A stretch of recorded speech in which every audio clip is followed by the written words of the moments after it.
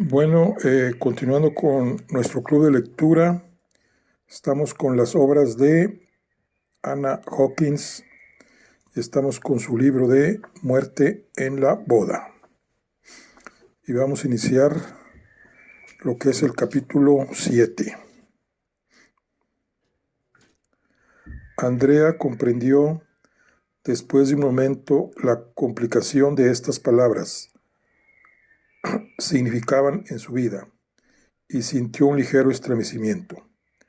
Pero Williams, eso es imposible. No lo es, Andrea. Eso es lo que se ha encontrado. Pero no te desesperes. Hay una circunstancia atenuante. ¿Cuál es? Que el éter es muy volátil. El tapón no estaba bien apretado y el líquido pudo haberse evaporado, lo cual quiere decir no mucho. Desgraciadamente, es una verdadera lástima que no hubiese tenido la precaución de tapar mejor la botella. El dictamen oficial es que hay un 50% de probabilidades de que el líquido se evaporase y otro 50% de que haya sido empleado. Entonces, esa circunstancia ni me complica ni me excluye, definitivamente, exactamente. ¿Y qué piensa hacer conmigo ahora? No sabría decírtelo, rió alentadoramente al decirlo. No seas tan vehemente. Si no eres culpable, nada te importe. Y si lo soy, Austin se quedó profundamente serio. Entonces, que Dios se apiade de ti. Yo no podré. Me das miedo, Williams. No soy culpable. Eso te lo he dicho 1,000 veces. Pero me asustas. ¿Cómo puedo tener la seguridad de que no has de tergiversar las cosas y me hagas aparecer como culpable sin dar oportunidad alguna de probar que no lo soy? Tú eres astuto. Sí, pero represento a la justicia, objetiva y desapasionada. Esto es algo que las mujeres difícilmente podréis comprender. Yo, como representante de la ley, no busco una convicción por el mero afán de encontrar a alguien culpable. Yo voy tras el verdadero delincuente. Tú dices que tienes miedo y si lo tienes es porque te has dado cuenta que yo, un antiguo amigo, no he de encontrarte inocente por el mero hecho de ser tú quien eres. Tú esperabas que yo aceptara tu palabra solo porque Andrea Redgrave y yo, Williams Austin, pero del momento que empiezo a actuar como representante de la ley, esa clase de relación cesa de existir. Yo me convierto en detective y tú eres solo un sospechoso más. Pero permíteme que te lo repita, ad nauseam, si fuese necesario, que nada tienes que temer si no eres culpable. Por negro que fuera el programa que vieses a tu alrededor, no creeré ni puedo creer en tu culpabilidad a menos de tener pruebas irrefutables que confirmen mi sospecha. Si no lo hiciste, puedes considerarte bien segura a mi lado. Soy hombre que pondría en tensión al último de mis nervios y apelaría al último de los recursos a mi alcance antes de permitir que un criminal escapara a la acción de la justicia. Pero también te digo que sudaría sangre si fuere preciso para vindicar a un inocente. Como ya te dije ayer noche, en mi capacidad particular, creo todo cuanto me has dicho. Si Andrea Redgrave dijo a William Austin que ella no había tenido participación alguna en el crimen, este lo creyó así. Por tanto, si ella ha dicho la verdad, nada tiene que temer del inspector jefe Austin del CID. ¿Estás enterada no se te olvide. A continuación, soltó una sonora carcajada. ¡Qué barbaridad!, añadió. Te he soltado sin querer uno de mis discursos. Le ofreció otro cigarrillo. Llenó él su pipa y preguntó deliberadamente: ¿sabes de alguien que pudiese darnos un poco de luz sobre el pasado de Jane? He oído nombrar a un tal Peggy Whitehead, que dicen era su gran amiga. ¿La conoces? Sí, dijo Andrea. Acostumbraba a venir por aquí antes de casarse. ¿Qué clase de mujer es? Ella se encogió de hombros. Típica de su generación. ¿Y eso qué quiere decir?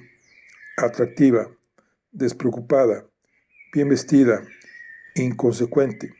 Se quedó titubeando unos momentos. Ya conoces a Jen, el mismo tipo, escasa erudición, pero conocedora de toda la jerga actual, un tanto cínica y más vieja en apariencia de lo que en realidad es. Estas jóvenes me hacen siempre sentir vulnerable y pasada de moda.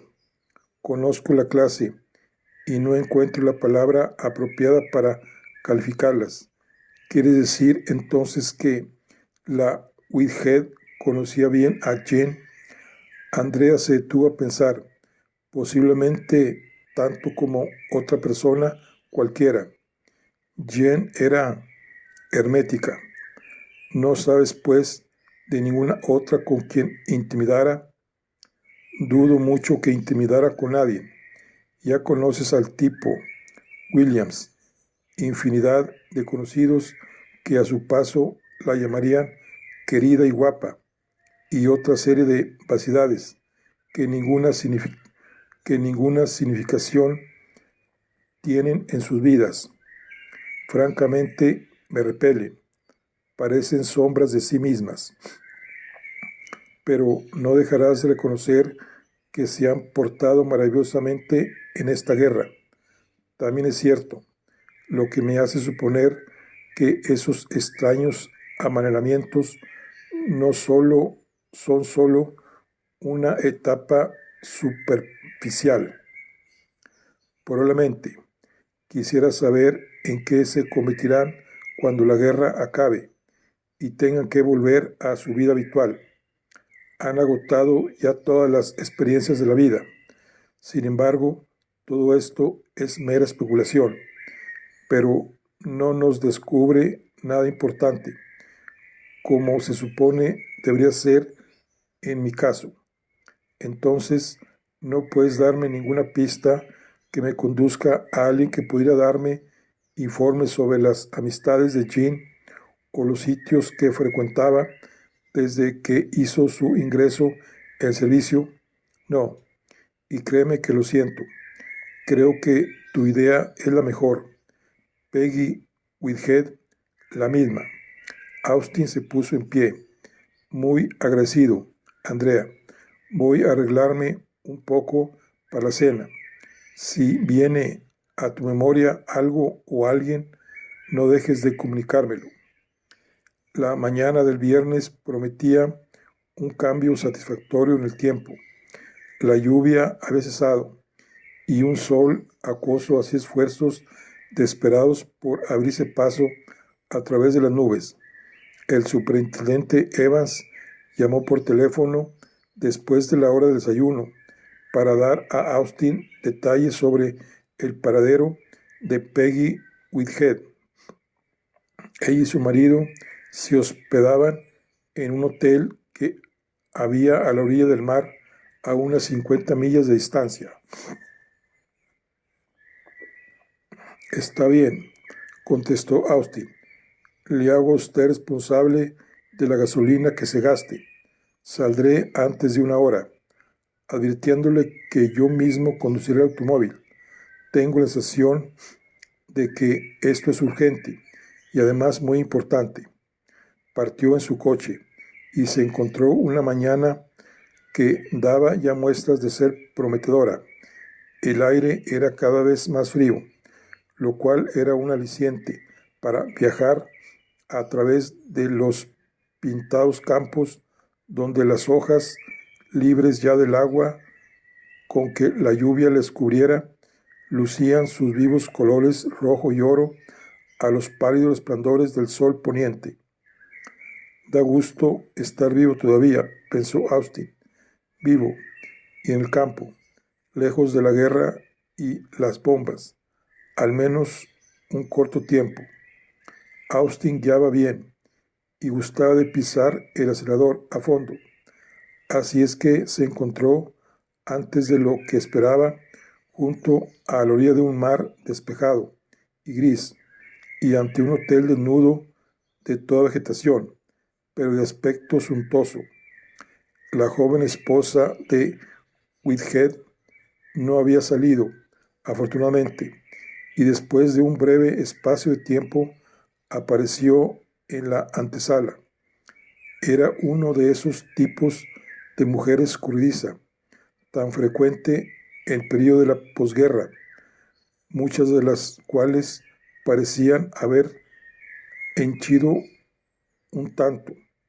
Me daba la sensación de quebrarse por la cintura al mínimo descuido. Su forma espectacular de presentarse era también harto conocida. Peinados extravagantes, cutis visiblemente metamorfoseado, pantalones anchos de color verde botella y un chaquetón escarlata. De su hombro colgaba un bolso con palos de golf. Se dirigió a Austin con un aire de lánguida confusión. El comandante Austin preguntó con voz fina y casi imperceptible: «Creo que no nos hemos conocido antes, ¿verdad?». Él hizo un vago gesto negativo y contestó convencionalmente: «Creo que no he tenido nunca ese placer». «Entonces, soy portador de nuevas, un tanto desagradables, para usted, señora Whitehead. ¿Podríamos sentarnos?».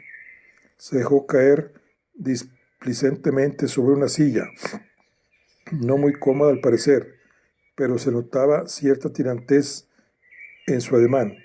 «¿Está impaciente por saber nuevas?», preguntó. «Desagradables no me asustan. Mi marido está aquí, así es que no podrán ser lo peor. Se trata de mis padres, tampoco es tan malo como todo eso. Se trata solamente de una amiga de usted». «¿Quién?», preguntó vivamente. «Jane Foster». «¿Qué le sucede? Creí que estaría ya casada en estas fechas». «Se casó el miércoles.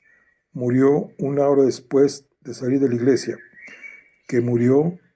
Sí que es desgracia. ¿Y cómo?». «Fue asesinada, señora Whitehead». Esto la hizo estremecer.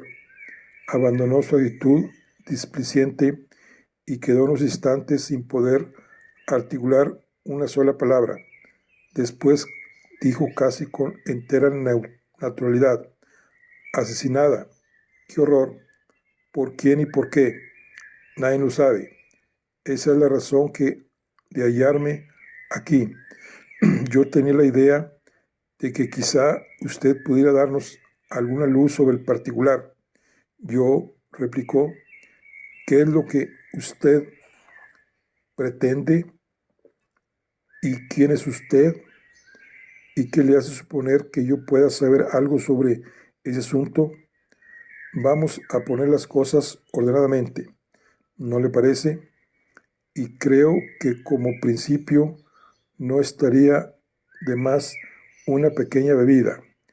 «Camarero», encargó lo que ella eligió, algo también para él, y le ofreció un cigarro. Le explicó a continuación su carácter oficioso el asunto, así como su posición oficial fuera de él. «He conocido a los Foster desde hace muchos años», prosiguió Austin, «y a Jane también, aunque no mucho. Cuando me di cuenta de que este desdichado asunto está relacionado con algo que pertenecía a su vida íntima, consideré más conveniente hacer una pequeña indagación en ese sentido.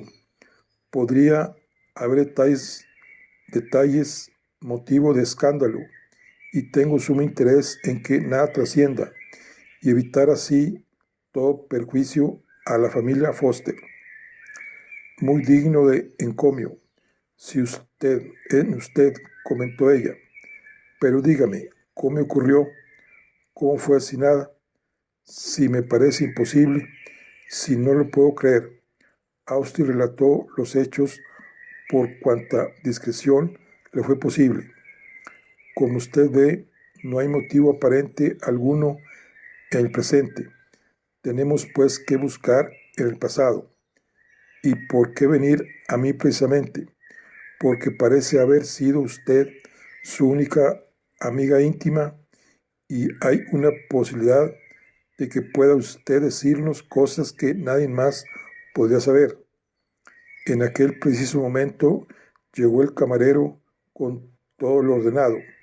Ella tomó su vaso y lo levantó pronunciando un enigmático "Bung-ho", brindis exótico, al que Austin correspondió con otro de los tantos similares que para desesperación de muchos la situación había creado. Él pudo observar cómo ella se entregaba a los pensamientos y hasta creyó ver que estos no le complacían grandemente. «Óigame», dijo de pronto, «no me gusta para nada su idea. La pobre muchacha está ya muerta. ¿Para qué removerlo más?» «Es que fue asesinada», le hizo recordar Austin deliberadamente. «La persona que cometió el crimen anda suelto por el mundo y quien una vez lo hizo impunemente es fácil que vuelva a reincidir. No creo que sea una bonita perspectiva. ¿No lo cree usted así?» «En realidad, no, y mucho menos la idea de que tenga nada de bonita. Pero de todos modos, no veo que pueda yo decir algo que contribuya a la detención del hombre que la asesinó». «Dice usted del hombre. Supongo que habrá sido un hombre. Las mujeres no acostumbramos a hacer esa clase de faenas. Me temo que de cuando en cuando también las hace, y en este caso particular, con la misma facilidad, pudo haber hecho un hombre que una mujer. No se empleó fuerza alguna. Pero, ¿quién demonios pudo haber deseado la muerte de Jane? Eso es precisamente lo que yo esperaba que usted me dijese, pues siento decirle que no lo sé, así como usted lo oye, ni más ni menos. No creo que pueda usted estar muy segura de eso, señora Whitehead. Quizás sepa usted algo, sin darse cuenta de ello, que pudiera ponernos sobre la pista del asesino. ¿Tendría usted la bondad de contestar a unas cuantas preguntas a fin de ver dónde podrían llevarnos sus contestaciones?» Peggy Whitehead sorbió parte del contenido del vaso, aceptó un cigarrillo y permaneció unos momentos en silencio. Después dijo pausadamente: «No sin permiso de mi marido». «Conforme. Tenga la amabilidad de preguntárselo y no olvide que tiene el deber de hacerlo, por las buenas o por las malas. Esto es una advertencia, no una amenaza. Espero que así lo comprenderá».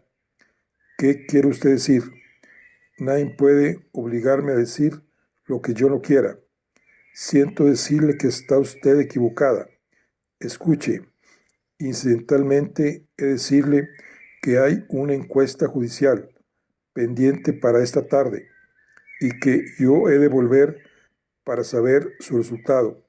Será suspendida y habrá otra cuando la policía haya reunido suficiente evidencia. Si creen que usted puede aportar información de valor, recibirá usted una citación, su pena, para comparecer a la siguiente a contestar las preguntas que se le hagan, bajo juramento de que dice usted la verdad, solo la verdad y toda la verdad. Si quiere evitarse estas molestias, solo tiene que contestar a las preguntas que yo le haga en estos momentos. Conste que no pretendo ejercer ninguna coacción. Meditó un momento lo que acaba de oír. En valiente lío me he metido. En fin, de todos modos, no le importa que vaya a consultar a mi marido, ¿verdad? Estará muerto de curiosidad por saber lo que aquí ocurre. Puede usted decirle todo lo que ha oído de mí, dijo Austin, en la seguridad que él mismo le aconsejará que me ayude usted en cuanto le sea posible. Se ausentó volviendo al poco tiempo, acompañada de un joven oficial de las Fuerzas Aéreas, quien la ordenó diera la información que se le pedía. Empiece usted, caballero, dijo a Austin. La señora está dispuesta a hablar. Esto despejó un tanto la atmósfera de tirantez, y ella dio rienda suelta a su relato. También el marido contribuyó con algunas observaciones, cuyo resultado fue que Austin pudo recoger una serie de datos que no carecían de interés. Jane Foster había sido, según los Whiteheads, una mujer de temperamento emotivo, aunque fría al propio tiempo. Durante el tiempo en que Peggy y ella se vivieron juntas, nunca se la vio sin escoltas masculinas, que, dicho sea de paso, no duraban largo tiempo, una semana, un mes. De pronto se desvanecían y otro ocupaba su lugar. Austin quiso saber de quién partía la iniciativa del desvanecimiento, si de ella o del admirador en turno. Los Whiteheads no lo sabían, pero la opinión general era que Jean se hastiaba pronto y los dejaba plantados, lo cual no era óbice para que la lista de aspirantes siguiera aumentando. Muchos de los mariposones que revoloteaban a su alrededor podían considerarse como verdaderos artífices en el arte de la seducción, pero nada lograban de ella, sino un soberano desdén, hasta que llegó al fin el dueño y señor, con quien ella a su vez cayó, y entonces no pudo valladar alguno a su pasión. ¿Cuándo ocurrió eso? Empezó hará unos 18 meses, contestó Peggy. Lo recuerdo porque ella le conoció en la misma fiesta en que yo conocí a Tony.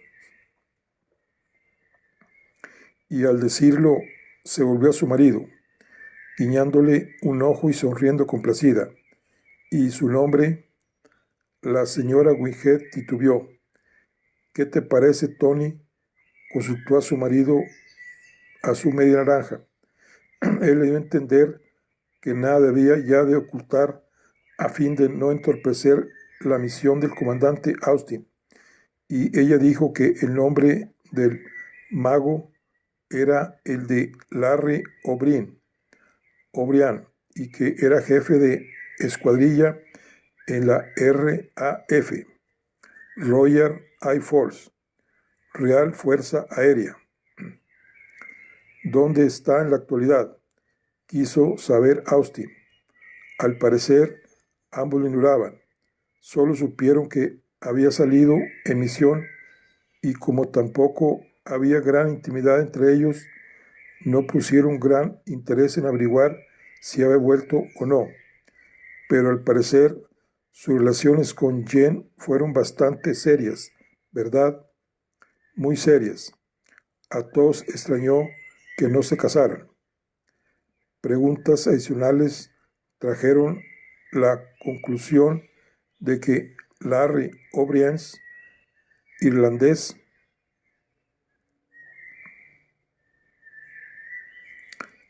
como su nombre indicaba, había estado locamente enamorado de Jane, pero que había sabido dominarla completamente, impidiéndole hacer con él lo que con tantos otros hiciera. Fue grande el quebranto y abatimiento de Jane cuando un día vio aparecer el nombre de su amado en la lista de los desaparecidos. Luego vino un estallido general en su sistema nervioso, su vuelta al hogar paterno y nada más ya se volvió a saber de ella en el regimiento.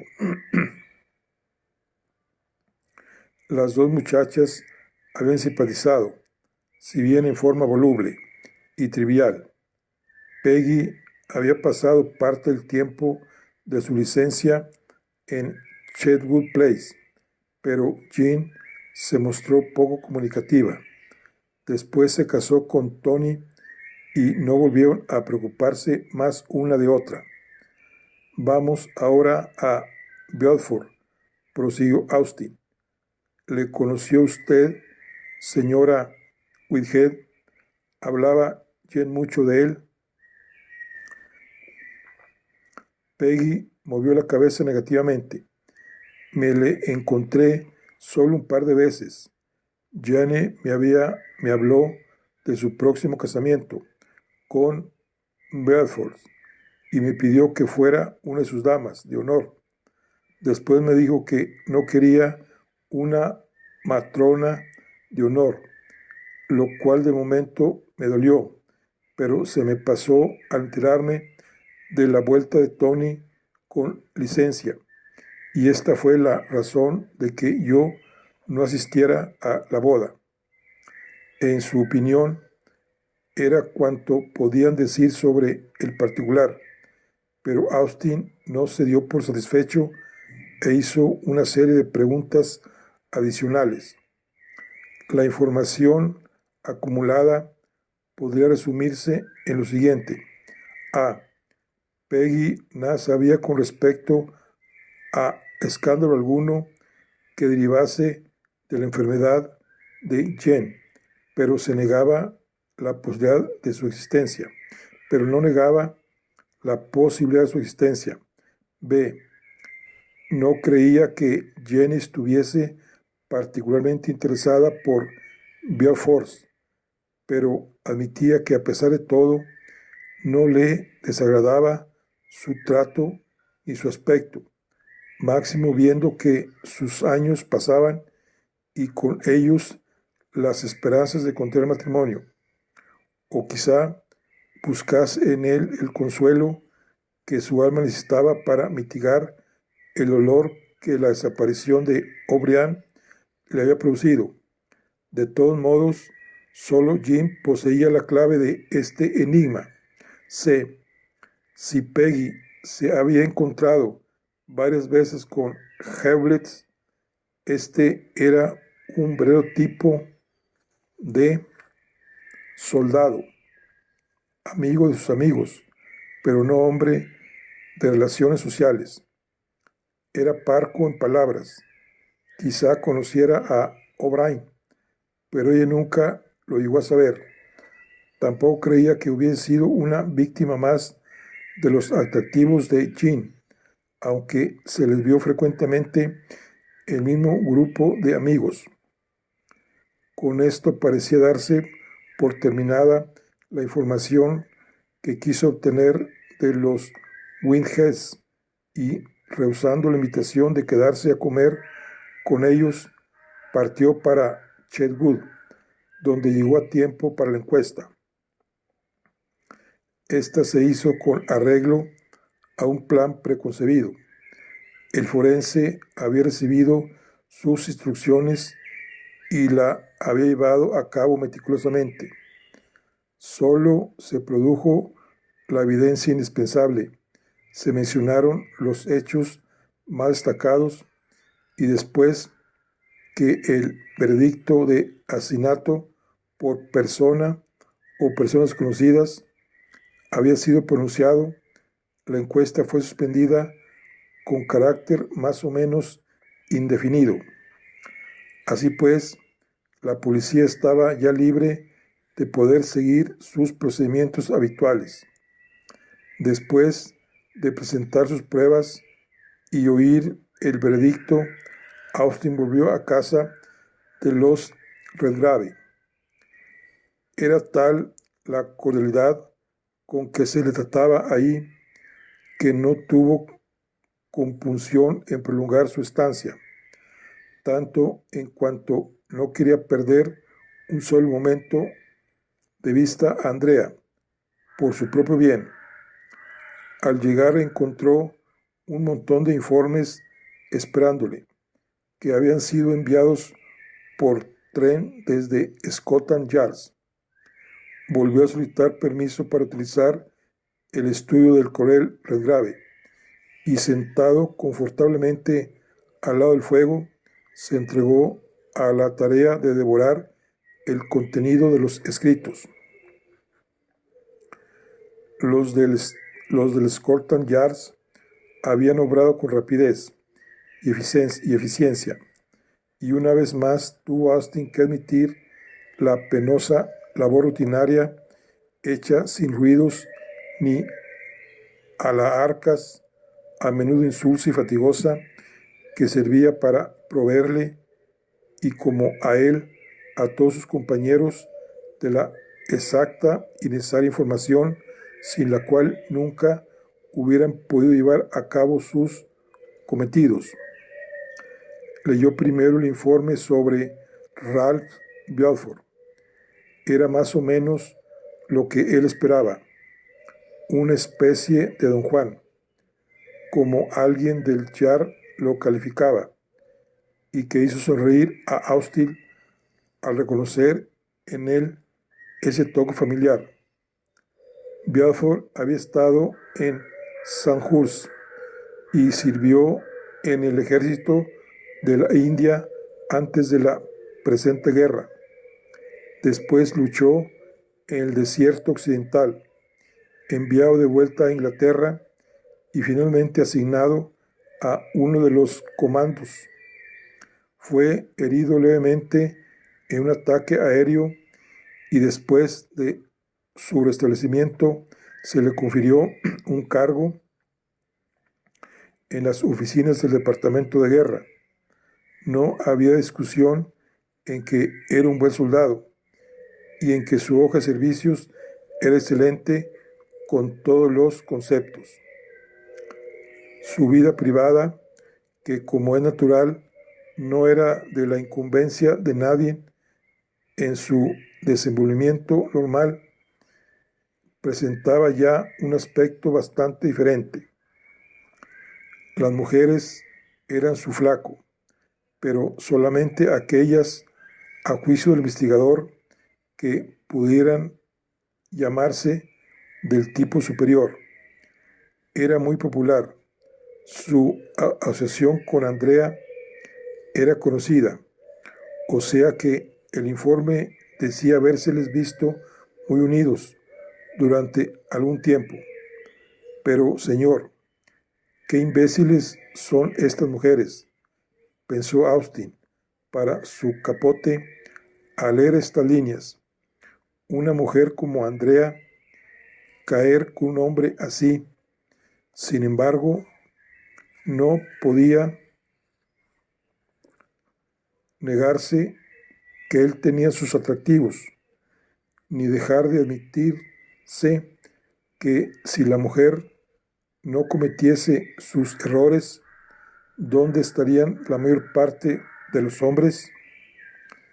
Después, sigue diciendo el informe, se anunció el compromiso del capitán Belfort con la señorita Jane Foster, y aun cuando él continuaba saliendo con otras mujeres durante sus permanencias en Londres, no había ninguna a la cual dedicara particularmente su atención.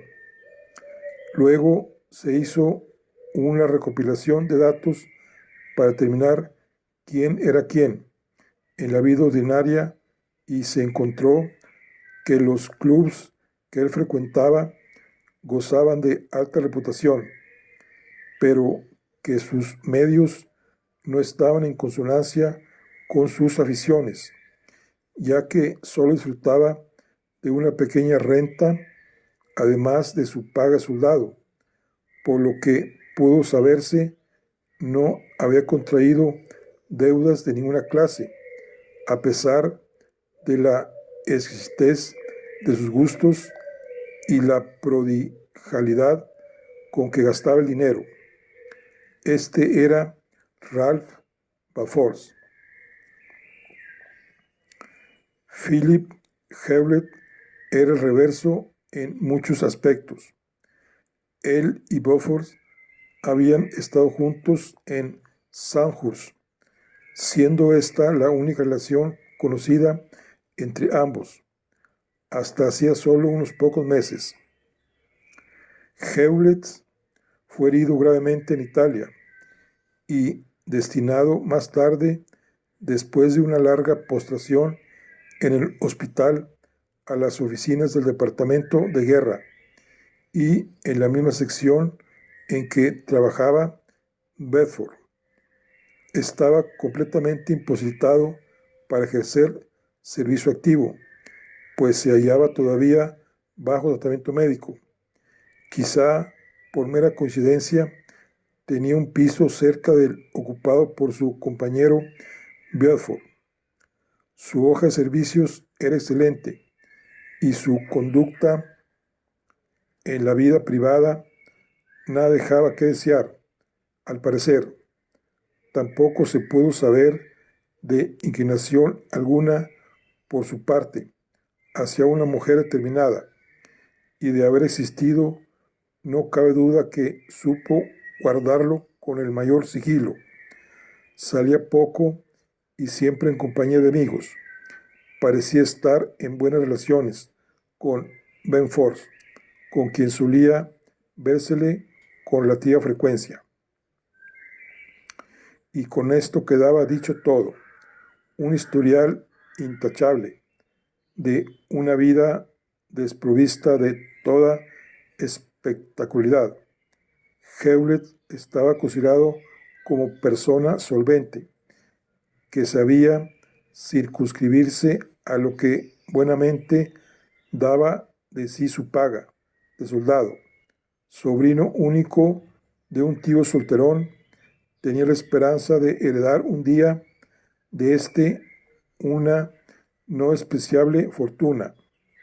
Scotland Yard nada más tenía que añadir acerca de él. Después de releer bien estas informaciones, vio Austin que nada nuevo se desprendía de ellas y volvió a telefonear a la oficina central para ver de obtener detalles completos sobre el jefe de escuadrilla, Larry O'Brien, y la relación que pudiera existir entre este y los dos capitanes, Hewlett y Benford.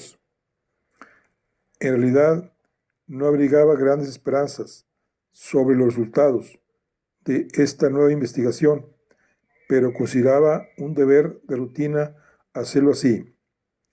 Un poco más tarde, llegó Evans en busca de nuevas. Austin le expuso una relación de su visita a los Whitehead y un resumen del informe de Scotland Yard, omitiendo cuidadosamente todo cuanto hacía referencia a Andrea. Evans lanzó un profundo suspiro al tiempo que aceptaba el ofrecimiento de Austin de una carga de tabaco para la pipa. Este asunto me tiene frito, dijo con desaliento, mientras atascaba su pipa. No hay una pista por ninguna parte. ¿No le parece? Austin asintió. Creo que nos cansaremos de dar palos de ciego hasta no encontrar una verdadera razón para el crimen. Dijo: creo que nos hallamos ante uno que depende enteramente de circunstancias personales, y tengo que reconocer que son los que más me gustan. Evans se rió entre dientes. Crímenes de la alta sociedad. Bueno, allá cada uno con sus gustos.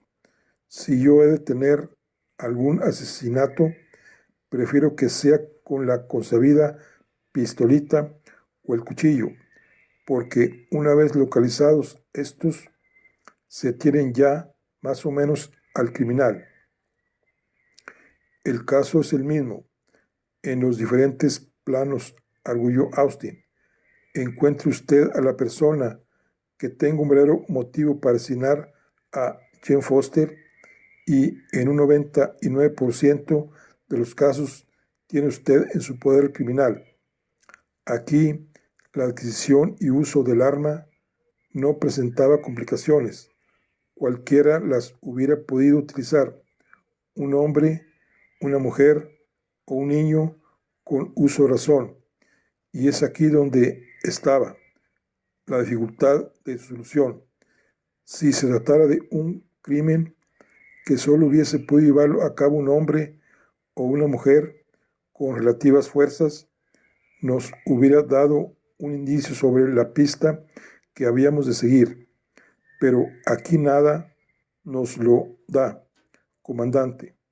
Como no sea lo que usted nos dice de rebuscar en los devaneos amorosos que haya podido tener esa señorita, y por lo que he oído, tenemos tarea para rato. Austin aguzó los oídos. ¿Alguna nueva hablilla local? Nada.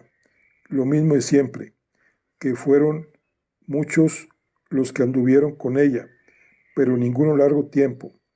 Mariposeo puro, de flor en flor, exacto. De todos modos, comandante, no concibo a Jane muerta por motivos amorosos. Quiero decir que ella era bonita, eso hay que reconocerlo, pero no creo que fuera el tipo de mujer por el que un hombre fuese capaz de cometer una barbaridad semejante. Estas rubias atraen a los hombres, pero ellos se casan con morenas. El superintendente parecía tratar de recordar. Dicen que las rubias son frías. Yo no podría decir lo mismo. Supongo que su esposa es morena. No lo sé exactamente. Ella dice que es castaña. Evans sonrió y pensó en algo que no creyó conveniente decir en voz alta. Decidió cambiar de conversación y discutir uno o dos puntos de la reciente encuesta. El superintendente, sin embargo, volvió a la carga. Usted se empeña en que se trata de viejos amores y que hay la posibilidad de hallar un hombre en el fondo de esta cuestión. Pero, ¿y si fuera al revés? ¿Y si fuese Jane quien hubiese birlado el novio a alguna? ¿No podría suponerse que fuera esta quien le hubiera liquidado? Y he pensado en ello, afirmó Austin, sin gran convencimiento. Cabe naturalmente la posibilidad de que así ocurriera. ¿Ha oído usted algún comentario en ese sentido? Eso se susurra por la villa, pero claro, no se le puede dar mucha importancia. La pobre Jean no gozaba de muchas simpatías, y ya sabe usted cómo es la gente del pueblo.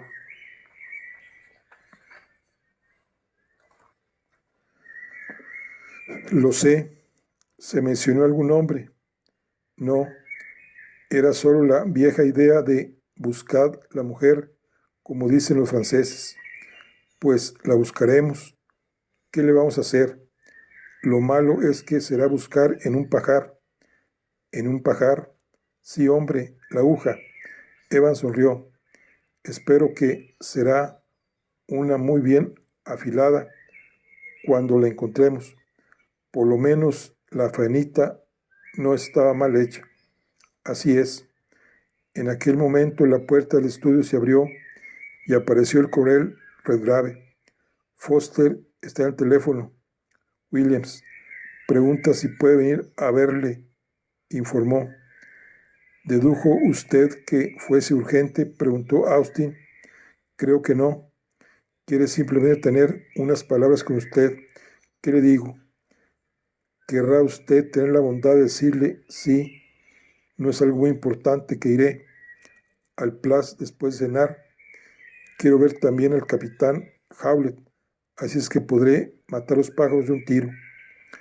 El coronel volvió a salir y los dos detectives quedaron hablando sobre el curso de la investigación. Después se despidió Evans. Durante 5 minutos, Austin se entregó a su pipa y a sus meditaciones. Después se reunió con los Redgrave y en el transcurso de la cena solo se habló de cuestiones puramente sociales. Después, y bajo un cielo tachonado de estrellas, se lanzó en dirección a Chetwood Place. La noche era fría y sin viento, lo cual presagiaba un cambio desfavorable en el tiempo, un cambio favorable. Había hasta ligeros indicios de escarcha en el aire. Al llegar a la casa, decidió hablar primero con el capitán Hewlett, a quien esta vez encontró menos monosilábico que en su primera entrevista.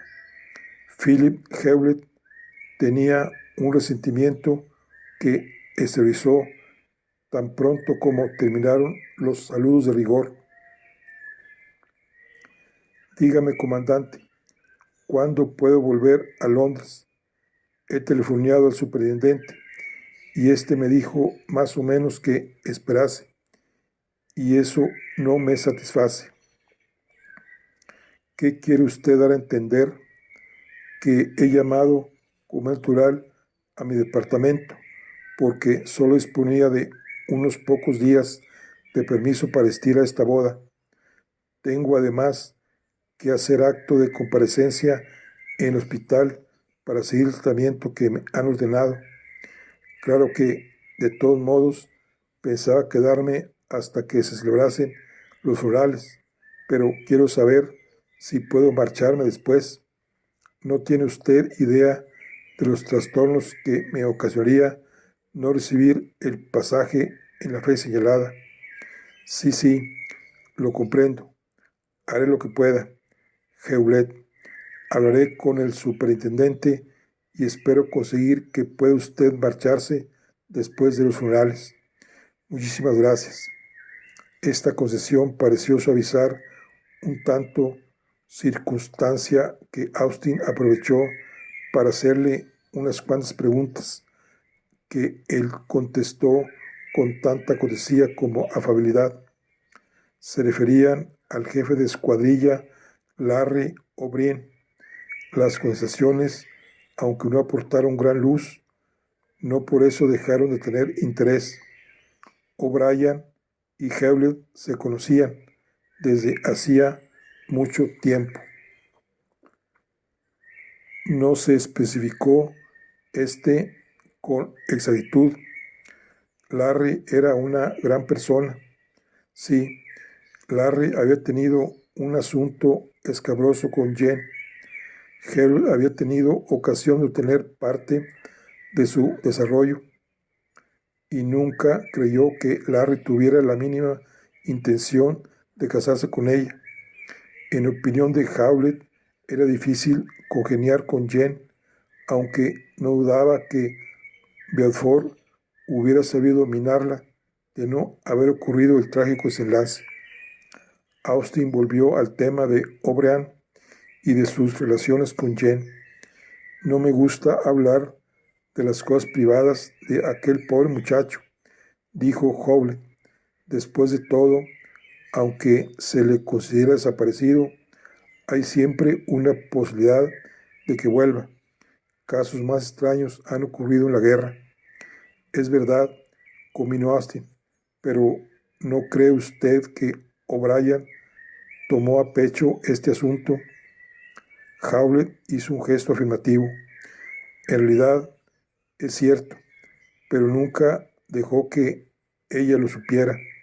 Quiero decir que él sabía perfectamente la clase de mujer con quien trataba y el modo de manejarla.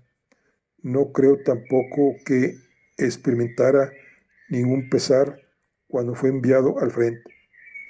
Ella estaba enamorada y un tanto segura de poseerle, lo cual no debió de ser de su agrado. Larry era un muchacho muy despreocupado y no le gustaba nada que pudiera sujetar, y ella lo intentó, así parecía. Sea usted franco, Hewlett, ¿cree usted que él deseaba romper esas relaciones?